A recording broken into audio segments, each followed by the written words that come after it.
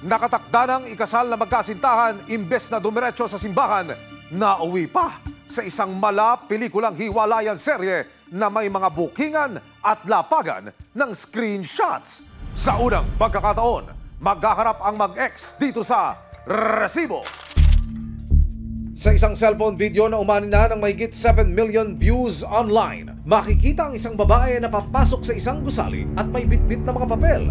Sadya niya, hindi ang isang fine dining restaurant, kundi ang gym kung saan daw nagwo-workout ang kanyang soon-to-be groom. Konsentidor ko yung mga tao dito. Agad niya itong nilapitan at kinausap, pero maya-maya pa, Wag ako! Wag ako! tinulak at dinuro-duro na niya ang lalaki Aba? at ilang beses ding sinampal. Habang sinusubukan pang lumapit ng lalaki, Wag ka lumapit sa akin! dito na iwinasiwas at inihagis ng babae ang mga dala niyang papel sa mukha ng kanyang partner. Ayun o, may picture kayo. Nandito sa gym. Nakahalik ka pa? Aba? Nakilala ng resibo ang babae sa video na si Pauline at ang lalaking kanyang sinugod, ang boyfriend niyang si Anthony. Hindi nila mga tunay na pangalan. Aba? Hindi na raw napigilan ni Pauline ang kanyang galit nang malamang si Anthony may ibang ka-gym body na pala sa kanyang road to fitness. Nag-start na po siyang tumira sa gym and nag-start yung boxing journey niya. Tinry po namin hulihin yung girl. Gumawa po ako ng dummy account. Hanggang sa napaniwala namin yung girl na ako si sinend yung lahat ng pictures. Meron pong pictures sila na nasa isang motel. May pictures din po sila sa gym na sobrang intimate ng posings. Ayun o, may picture kayo. Nandito sa gym. Nakahalik ka pa? Aba?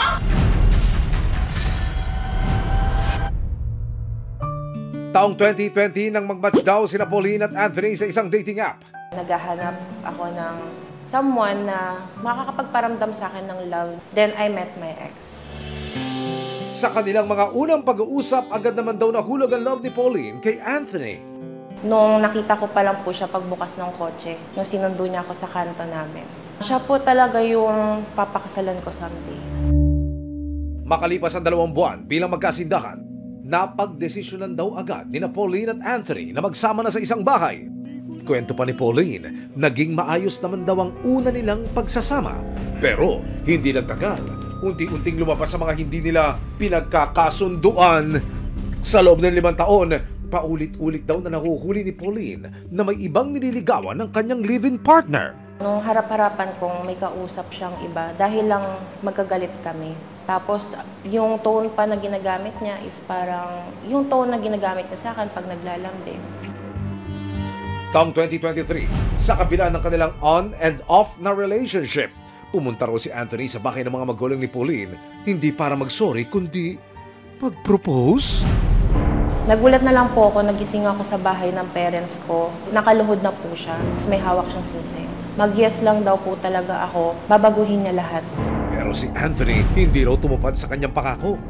December 2024, kwento ni Pauline, natuklasan niyang may pinagkakaabalakan na namang iba si Anthony. Pinakita ng friends ko na may pinost na siya sa social media na kasama niya yung babae. Ang tinutukoy ni Pauline na ibang babae ay ang ka-workout session daw ni Anthony sa in-enrollan nitong gym. Sinusuyo niya ako, ayusin daw namin. Then ako, sabi ko, sige aayusin natin. Sabi niya, client lang daw po yun sa gym. Nanlamig daw ang mga kamay ni Pauline nang makita ang isang larawan. Si Anthony mukhang too close for comfort daw na kasama si gym buddy. Kaya naman si Pauline hindi na raw nag-atubiling mangalkal ng mga resibo tulad ng mga nilalanggam sa kaswitan na chat at larawan. January 27, nagpasya na si Pauline na sugurin si Anthony sa gym at ipakita ang mga nakuha niyang ebidensya. Ayun o, may picture kayo. Nandito sa gym. Nakahalik ka pa? Aba? February 6, 2025, isang linggo matapos ang pagsugod ni Pauline, humarap si Anthony sa resibo para ibigay ang kanyang panig. Hindi niya itinanggi ang mga paratang ni Pauline tungkol sa kanya. Yes. And ang ironic dito, while pursuing her, syempre may mga nagiging affair sa iba. Pero Hindi naman umabot doon sa point na nagkakaroon ng commitment.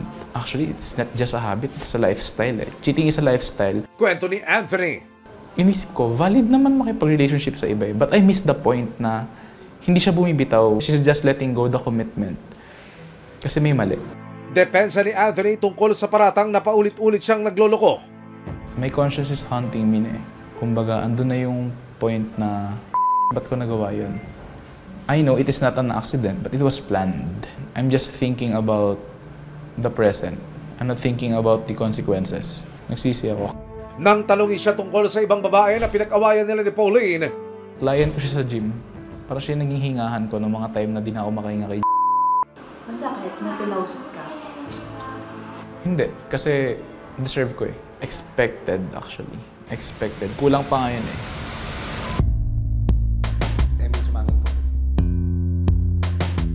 So, ang binabanggit ni Sir sobra 5 beses, hindi lang 1, 2, 3. Ano ho yun?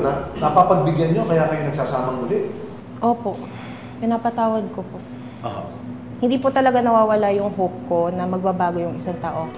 Actually sir, wala akong excuse doon eh. Totoo po lahat yung sinabi niya. And unexplainable din po if I'm going to tell it. Kasi yung cheating itself, hindi naman siya accident eh. It is planned. And Ano that ba yung is- hinahanap mo na hindi mo nakita rito kay para daling ka dyan sa ganyang klase ng ikamoy, maling gawa? Actually, wala naman. Wala naman siya naging pagkukulang. Ako po yung talagang totally may mali and accountable dito sa mga nangyayari. Kasi ako yung nag-initiate ng action eh. sa gitna ng harapan, may ibinahagi si Anthony. Ikaw, anong ginawa mo para isalba itong relasyon ninyo? Meron ba? Meron, sir. Ano po yun? Yun, nagpa-therapy kami. The only mistake siguro na ginawa ko is I did not follow what the therapist said to me. Ano yung bilin ng therapist sa iyo na hindi mo sinunod? Mag-undergo sa physical examination and mag-take ng medication. Bago matapos ang usapan, may inilabas si Pauline na ilang kagamitan. Hindi man ako yung huling magsusuot nito. Kahit ibigay mo na lang dun sa taong pagbubuan mo ng pamilya. So ano ba ito? Teka muna. Sing-sing at engagement ring, tama ba? Yes po. Yan po yung third and last engagement ring po namin.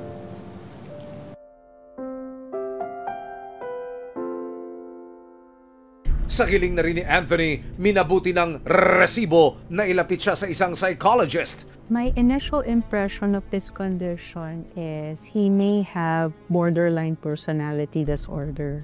I can imagine their symptoms are very intense. He can be held accountable for his behavior now because he knows what is right and wrong. He knows that there are certain behaviors that need to be hidden kasi mali. Cheating is a choice. Cheating is cheating. Paglilinaw ng eksperto. Kung halimbawa we know a certain condition can affect yung pinaka-life natin, we have to seek professional help already. Para kina Pauline at Anthony, masyado pa raw maaga para maghilom ang mga sugat na iniwan ng kanilang relasyon. Si Pauline, piniling makasama ang mga kaibigan sa kanyang kaarawan noong February 10. Isang hakbang na raw ito para makausad at mag-move on. Para naman kay Anthony, nagsisilbi raw na matinding aral sa kanya ang nagwakas na relasyon. I would also like to take this opportunity to say sorry to everyone na naging victim ko. I know to myself that sorry is not enough. Ngayong buwan ng mga puso, hindi lahat ay nadaraan sa ingranding mga regalo at pagromansa. May iba na pinipiling unahin at makalin ang sarili bago ang iba.